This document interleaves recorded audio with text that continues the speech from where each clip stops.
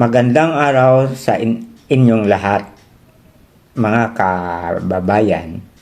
Tulad ng ating nakagawian na tuwing linggo ay nagbablog tayo tungkol sa mga talata ng Biblia para bigyan ng mga makasinsyang kahulugan.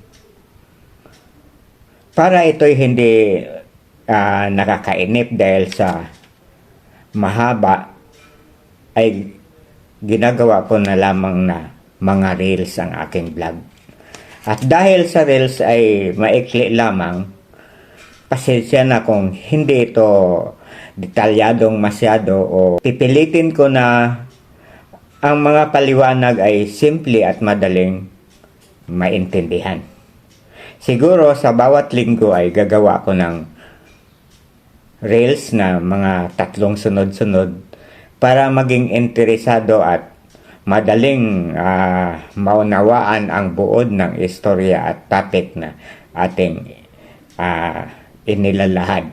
Sundan sa susunod na reels na ang topic natin ay tungkol kay Satanas sa libro ni Job.